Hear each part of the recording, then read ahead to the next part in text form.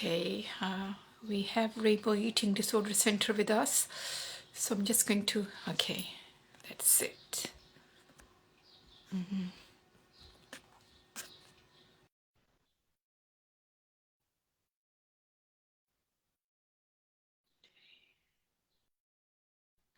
Okay, guys, we are just waiting for Maria Nadeem to join us live. Hi. Hi, Assalamu alaikum. Walaikum Assalam, Maria. How are you? I am fine, Alhamdulillah. What about you? Alhamdulillah, you can hear me right? Can you hear me? You can hear me right? Yes. Yes, I can hear you. Okay, thank you so much, Maria, for joining us. So, for those of you who don't know Dr. Maria, she's a clinical dietitian with the Rainbow Eating Disorder Center. So, this is our third series with the Rainbow Eating Disorder Center. So, today we will be speaking about eating disorders and Ramadan and all about the nutrition. So, Dr. Maria, thank you so much for joining us. So, if you could please tell everyone about yourself. Okay, my name is Maria Nadeem Khan. I'm a clinical nutritionist and registered dietitian currently working at Rainbow Obesity and Eating Disorder Center since 2015. I'm also a pediatric nutritionist as well. I'm dealing with multiple kids issues like developmental issues. There are many autism cases or ADHD or hyperactivity has been seen nowadays in kids. So I am dealing as a nutritionist in pediatrics as well. So, Dr. Maria, what made you choose this field? And tell us your experience of working with the eating disorder clients, please. Okay, I chose this field because I had a passion in medical field. So nutrition was quite closer to the medical field. So I chose to be a nutritionist, or I chose to be an eating disorder specialist because we have studied a very little in our books, in our academic years. I got my degree in 2007, and there was a very little syllabus related to eating disorders in our books. So when I came here in Eating Disorder Center to for the interview, I came to know that I have to learn a lot in this field. And I always dreamed to work with psychiatrists and psychologists in a team. So my dream came true, and started work here as a nutritionist in a multidisciplinary team with psychiatrists and psychologists, and dealing with multiple issues of eating disorders.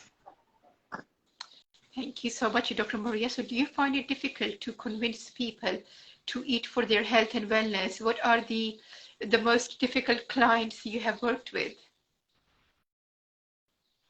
Yes, sometimes it is difficult because every patient is an individual.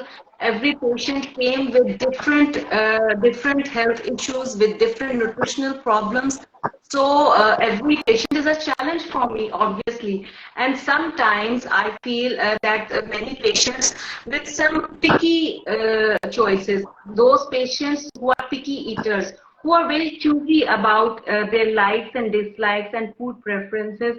Sometimes I feel difficult in planning a diet with them because they have a very limited choice in their food preferences. Otherwise, I always feel happy, or I always feel enthusiastic to deal with my every patient as a challenge. Thank you so much. So, what is the changing relationship with food means from your end? Yes, relationship of food means a lot for the patients, as we can say that sometimes food acts as a companions for patients. So I have to keep keep this relationship in the moderation. Or as a dietitian, we have to build a positive relationship with food as well. So it is very important to build a positive relationship with food. So we have to counsel them in a positive or realistic manner so that they can achieve their goals in terms of their nutrition and health. So, the changing relationship with food means from your end is that people do have a lot of fear, which is associated with the food. So how do you remove the fear, and bring them into harmony with the food as well as their bodies? Because if you're changing the pattern in diet and you're encouraging them to eat certain way, how do you, deal with that? Yes, it's a very important question because people develop many kinds of fear, especially the eating disorders patient. They develop different kind of fear associated with different foods. First, as a nutritionist, I have to identify the fear. What kind of fear is it, and what is the intensity of fear? Then I have to displace those fears with some realistic goals.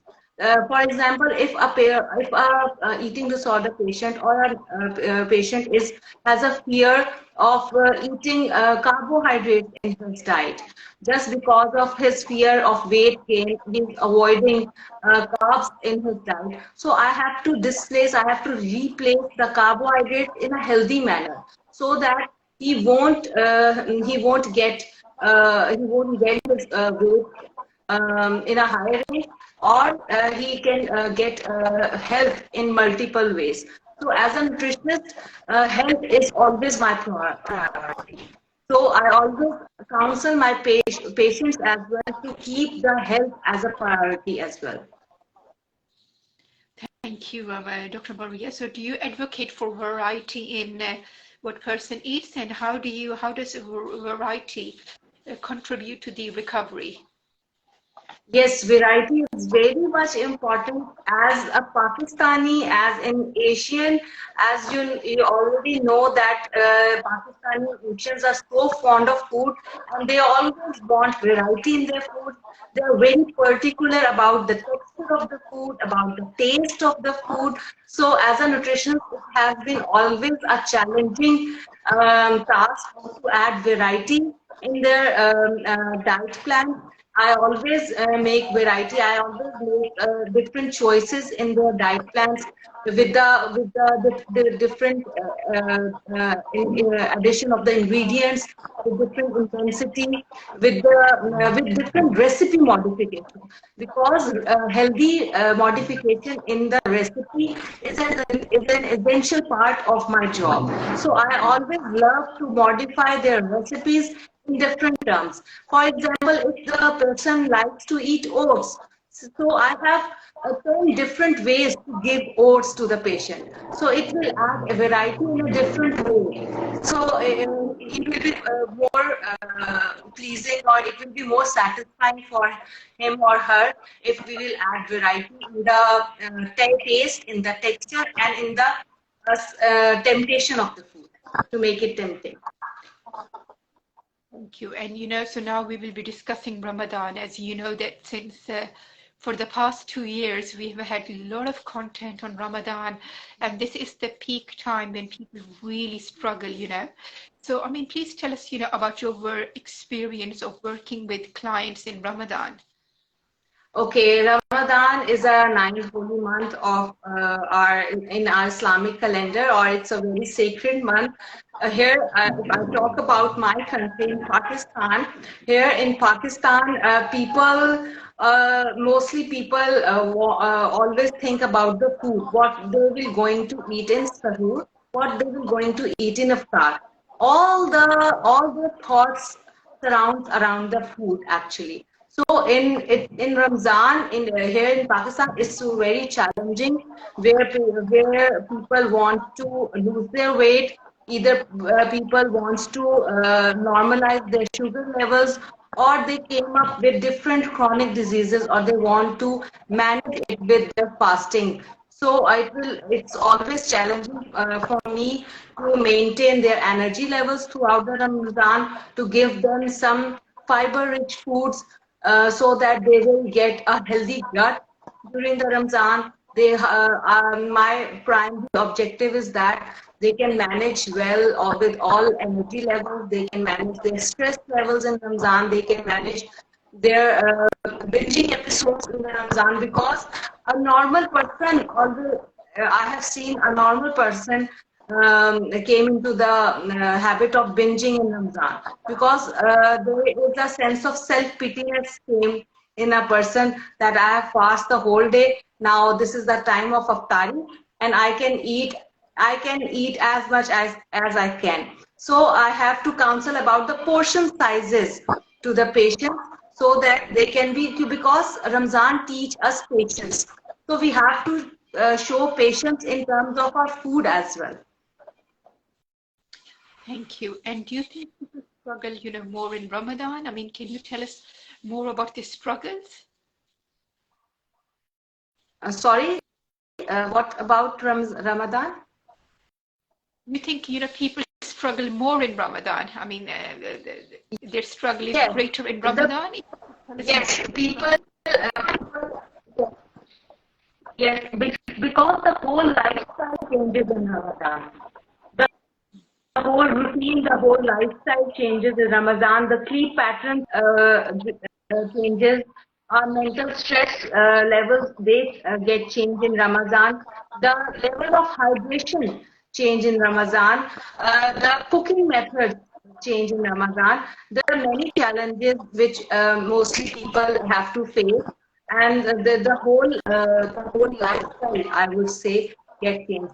Our lifestyle comprises of our water intake, our physical activity, our dietary intake, our stress levels, and sleep patterns. These five things comprises our healthy lifestyle. And I would say that in Ramadan, the whole five things we have to get control of it. So in Ramadan, we have to take importance of these. We have to take care of our sleep, our mental stress levels, our physical activity, our water intake, and obviously our diet. So if we will focus on in these five things, we can go through with a very healthy Ramadan. Thank you so much, Dr. Maria, for that. It's an excellent advice. So, there are, I mean, disorder. Do you think like they want to fast in Ramadan, or do you think they don't want to fast? I mean, what is it? I mean, they look forward to fasting in Ramadan, or they just simply don't want to? Sorry, can you repeat your question? There is a disruption. I can't hear you properly. So people who are suffering from eating disorders, do you think, they look forward to fasting? Or because, sometimes people who have eating disorder, they do fast throughout the year as well. So what is it? I mean, are they looking forward to fasting in Ramadan? And what about those people who simply don't want to fast in Ramadan? Yes, it's a very important question, because there have been an increase in challenges with the people suffering from eating disorder.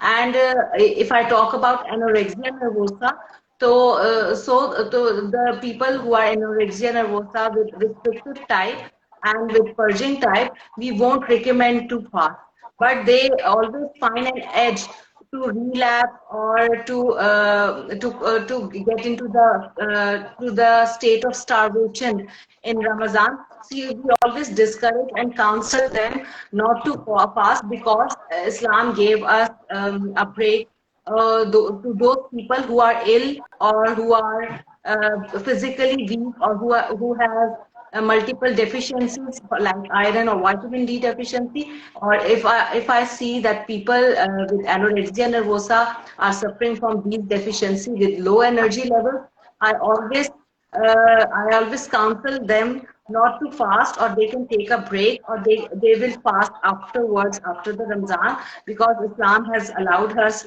that if you can't manage fasting in Ramzan, you can do fast afterwards.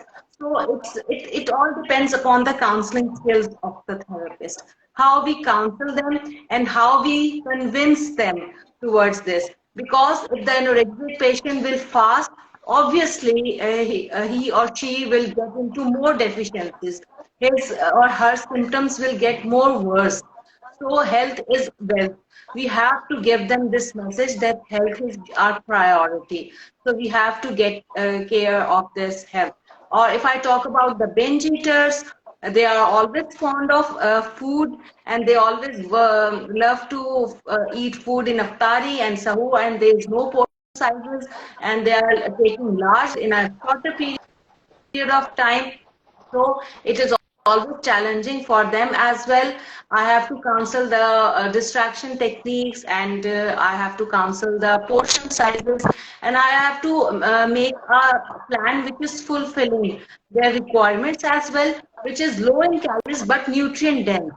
I have to make some such healthy choices which are low in calories but they are nutrient dense, so that their energy levels should be meet, but but it will help them to control their binging episodes as well.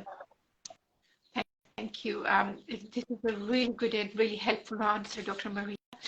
Do you think you can balance, a diet in Ramadan, and how do you know whether your client's day was balanced in relation to food? I think what I'm trying to say is that, do you think if in order to have a balanced diet in Ramadan, you do need a sport, right? You need to be Yes. monitored by a dietitian, and you need to have this sport. So is this what you feel? Yes, yes. Obviously, if you want to eat healthy in Ramadan, you need to have some professional help. You need some counseling. You need some support, because as a dietitian, I focus on the complete food groups. When we talk about the balanced diet means your diet consists of all food groups: the dairy group, the carbohydrate group, the complex healthy carbs, the fat group. In a healthy manner, we can add omega-3 fatty acids, healthy fats in our diet in the form of nuts and seeds. We can add low-fat milk and dairy products in our diet.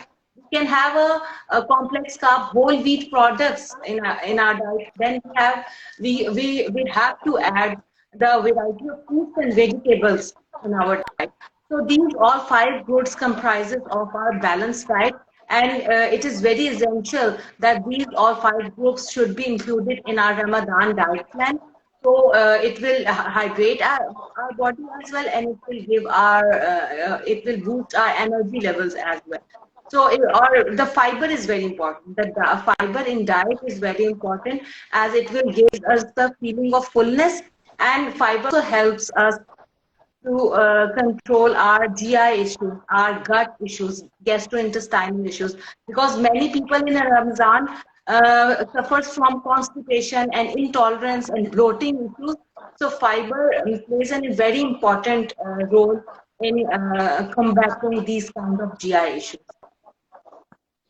Thank you, Dr. Maria. So, your center, Rainbow Eating Disorder Center, does it incorporate principles of health at every size into the nutritional approach?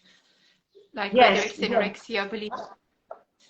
Yes, we are into it, and we, as a Rainbow Obesity and Eating Disorder Center team, as a multidisciplinary approach, we have Dr. Suhail, our psychiatrist, Amna Khan, psychologist, and I am as a dietitian. We work together, and our primary objective is to meet all the nutritional needs and health goals with our patients. So we are working together to meet our goals, and our motto is to create awareness, and we are also working on the prevention of many diseases as well. Prevention and awareness of eating disorders as well. Thank you, Dr. Maria. So, people often say, this is that they're afraid, they're really scared to feel hunger. And it's the biggest fear. What are your thoughts on, on this, on dealing with it? Okay, when the patients are fear of their hunger, we have to teach them the difference between physical hunger and emotional hunger. So if they have a fear of hunger, we have to counsel them that there is a physical hunger. We have to satisfy it, as body needs a fuel. Just like a car needs a petrol it won't run, it won't get start if it hasn't got the petrol. In a same manner, our body needs a fuel. So food act as a fuel for our body. So we have to satisfy our physical hunger with food, with good selection of food, with balanced diet. So when they will learn the signals, their own body signals of physical hunger and emotional hunger. Their fear vanished. Their fear of getting hunger get vanished. The fear of getting emotional hunger gets there. You have to counsel them that if your body giving you a signal of emotional hunger, then you have to distract yourself. Then there is a time to worry because your physical hunger has already fulfilled. Now, if you are getting emotionally hungry, then you have to distract yourself. So, as a dietitian, I always give them as fulfilling meals full of fiber and full of vegetables and fruits with the combination of good fats and carbohydrates so that their physical they get satisfied their physical hunger in a good manner so that when they get emotionally hunger, when they get the signals of emotional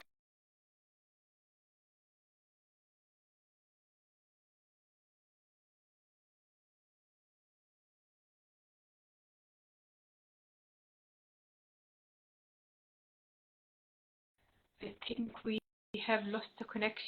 Oh, you're back. Sorry, for a second, I thought, we completely lost you. So thank you so much. So Dr. Maria, you're working with our clients as well. So what is your 2023 Ramadan goal for your clients? Yes. My message is for my clients is that Ramadan is giving us a message to create a good relationship between our body, our mind, and our soul. These three things should be connected with each other. And it is the best time that we may connect our body with our soul and mind in a positive manner. And it is the best month that we can practice mindfulness or mindful eating in our dietary practice. This is the best time before Iftari when the food is table, we can enjoy the sight of the food. We can enjoy the smell of the food. Then we can enjoy the taste of the food. If this mindful eating without distraction will make us will make us to avoid overeating or binging. So start enjoying your food, chew your food properly, eat mindfully with good and positive goals in your mind, and build a strong and positive relationship for food because food is our blessing from Allah Ta'ala for us. So we have to enjoy our food with the sense of gratitude. So it's a great month, it's a holy month for us, for all Muslims, to practice patience, to practice mindfulness, to practice the relationship between food, mind, body, and soul. So, so happy Ramadan to all of you. It's been a few days. Inshallah, Ramadan is arriving, and I hope that all the clients, all the patients, and all the people who are listening to me, they will set a goal for themselves that they will eat healthy and nutritious food in Ramadan so that they will attain a good lifestyle afterwards. Thank you. So what do you recommend to people who are not fasting this year? If they are not fasting this year, if they are suffering from eating disorders, you're talking about the eating disorders patients who are not fasting this year. Yes, because of eating disorder. Yes. Talking about the eating disorder? Okay. Okay. Sorry? Those patients who are not, yes. We are talking about the eating disorders patients who are not fasting this year. Obviously, if your health doesn't allow to fast, it's a wise decision not to fast. If your body if your body is giving use some signals of some deficiency, and your lab reports are showing that your body is suffering from multiple deficiency, that it's a wise decision that you are not fasting. But if you can manage to fast with some professional help or with some support, you can fast once a week or twice a week or thrice a week if you can manage yourself well. If you can manage your mind and your body and your soul as well, then you can fast once or twice a week. You can try if your body giving you signals that it